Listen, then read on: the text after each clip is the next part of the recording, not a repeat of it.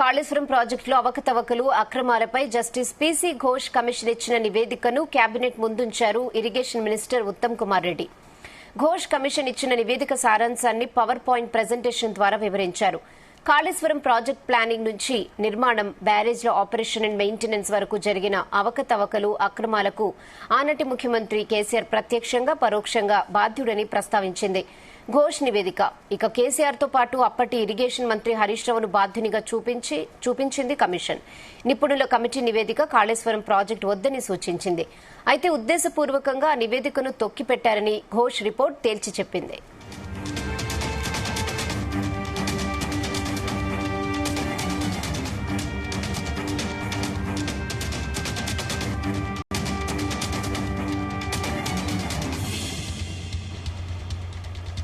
ఇదే విషయంపై మరిన్ని అప్డేట్స్ బ్యూరో చీఫ్ నరేందర్ అందిస్తారు. నరేందర్. రైట్ రైనా, దాదాపు గంట సేపు అవుతుంది కేబినెట్ సమావేశం స్టార్ట్ అయ్యి. ప్రధానంగా ఒకే ఒక ఎజెండాతో ఈరోజు మధ్యవర్గ సమావేశంలో చర్చ జరుగుతోంది.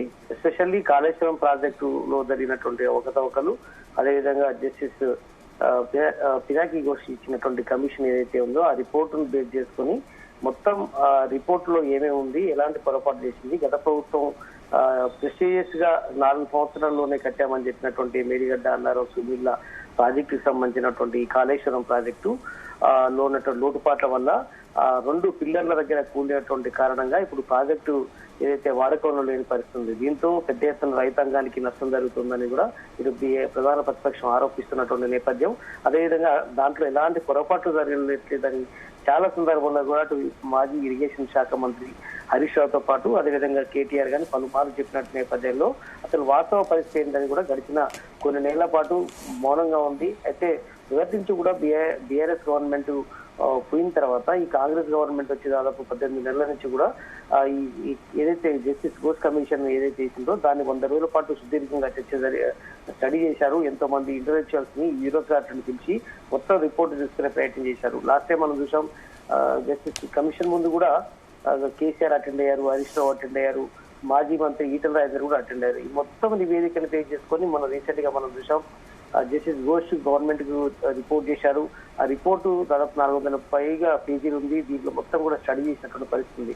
అయితే మొత్తం అంశాల్లో ఖచ్చితంగా కేసీఆర్ తప్పు చేశాడు, కేసీఆర్ వలన ఇదంతా కుంగిపోవడానికి గల కారణం అనేటువంటి మొత్తం అంశాన్ని ఏలెత్తి చూసేటువంటి పరిస్థితి గతంలో కొంతకాలం నుంచి మంత్రులు చెప్తున్నటువంటి మాట. అయితే ఇది ఎక్కడి నుంచి లీక్ అయింది అన్నటువంటి విషయంలో కూడా బీఆర్ఎస్ వాళ్ళు ఆరోపణ చేస్తున్నటువంటి పరిస్థితి కూడా మనం చూసాం. అయితే ఎటకేలకు ఈ రోజు సోమవారం నాడు మంత్రివర్గ సమావేశం జరగబోతుంది అన్నటువంటి చర్చ జరిగిన నేపథ్యం నుంచి కూడా నిన్న మొన్న పెద్ద ఎత్తున బీఆర్ఎస్ వాళ్ళు కూడా అటాక్ చేసే ప్రయత్నం చేశారు. అయితే ఏదైనట్టు కూడా ఈ రోజు గంటన్నర నుంచి ఈ మొత్తం సమావేశంలో ప్రధానంగా ఇదే ఎజెండా మీద జరుగుతోంది. ముందు నుంచి కూడా దీన్ని మొత్తం ఫాలోఅప్ చేస్తున్నటువంటి మినిస్టర్ ఇరిగేషన్ మంత్రి ఉత్తమ్ కుమార్ రెడ్డి ఈ కేబినెట్ లో జస్టిస్ ఘోష్ కమిషన్ ఇచ్చిన నివేదికను కేబినెట్ ముందు పెట్టాడు. ఘోష్ ఇచ్చినటువంటి నివేదికలోని సారాంశాన్ని మొత్తం కూడా పవర్ పాయింట్ ప్రెజెంటేషన్ ద్వారా మొత్తం వివరించినటువంటి పరిస్థితి. దాదాపు 45 నిమిషాల పైగా మంత్రి అందరు మంత్రులకు, అధికారులకు అందరికి కూడా వివరంగా ఎక్కడెక్కడ పొరపాటు జరిగింది, ఆ ప్రభుత్వం చేసినటువంటి తప్పిదాలు ఎలాంటి అనేటువంటి విషయం మీద కూడా అర్థమయ్యేలాగా వివరించినటువంటి పరిస్థితి మనకు ఇన్పుట్స్ వస్తున్నాయి లోపల నుంచి. ప్రధానంగా కాళేశ్వరం ప్రాజెక్టు ప్లానింగ్ నుంచి ప్లానింగ్ కానీ, నిర్మాణం కానీ, అదే సమయంలో బ్యారేజీల ఆపరేషన్ అండ్ మెయింటెనెన్స్ వరకు కూడా మొత్తం జరిగినటువంటి అవకతవకలన్నింటి కూడా ఈ ముఖ్యమంత్రి ప్రధానంగా కారణం. మొదటి ముద్ద ఆయనటువంటి అంశం మీద కూడా ఉత్తమ్ కుమార్ రెడ్డి చాలాసేపు తన పవర్ పాయింట్ ఫౌండేషన్ ద్వారా వివరించే ప్రయత్నం చేశారు.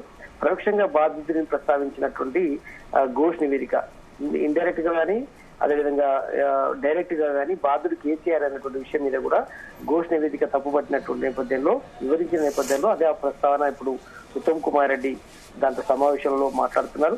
కేసీఆర్ తో పాటు ఇప్పుడు అప్పటి ఇరిగేషన్ మంత్రిగా ఉన్నటువంటి హరీష్ రావును కూడా బాధ్యతని చేయాలని కూడా ఇప్పుడు ప్రభుత్వం భావిస్తోంది. అందులో భాగంగానే కమిషన్ లో కూడా అదే పొందుపరిచినటువంటి విషయాన్ని కూడా ఆయన చెప్తూ వచ్చారు.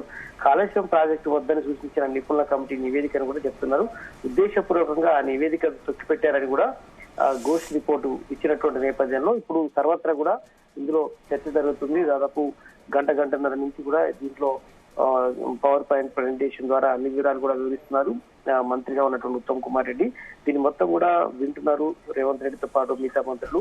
దీన్ని ఫైనల్ కన్క్లూజన్ గా ఏం చేయాలనే దీని మీద సపరేట్ గా సిట్ ఒకటి ఏర్పాటు చేయాలనేటువంటి ఆలోచన ప్రధానంగా అత్యధిక మంది మంత్రులు చెప్తున్నటువంటి పరిస్థితి ఉంది. సీఎం దీని మీద కాసేపట్లో నిర్ణయం తీసుకునే అవకాశం ఉంది.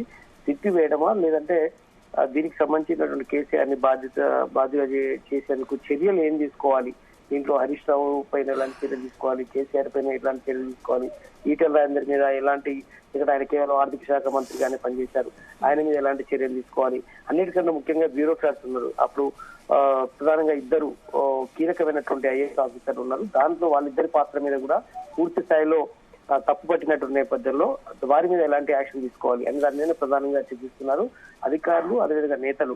వీళ్ళ తప్పిదాల వల్ల దాదాపు 80,000 కోట్ల రూపాయలతో ఏర్పాటు చేసినటువంటి కమిషన్ మొత్తం కాళేశ్వరం సంబంధించినటువంటి ఈ ప్రాజెక్టు ఎందుకు ఉపయోగపడకుండా అయిపోయింది అనేది కూడా ప్రధానంగా ఈ రాష్ట్ర ప్రభుత్వం తప్పుపడుతూ వస్తుంది. కనుక ఈ మనకు సాయంత్రం వరకు ఈ కేబినెట్ అవుట్కమ్ అనేది మనకు వచ్చే అవకాశం ఉంది. ముఖ్యమంత్రి కూడా ఈ రోజు సాయంత్రం కేబినెట్ సమావేశంలో మాట్లాడే అవకాశం, చాలా కేబినెట్ మీటింగ్ తర్వాత మాట్లాడే అవకాశం ఉన్నట్టుగా కూడా ఇప్పటికీ అధికారులు మనకు చెప్తున్నారు. మొత్తానికైతే వాళ్ళ ఇప్పుడు ఈ తప్పు జరిగినటువంటి మొత్తం అంశం మీద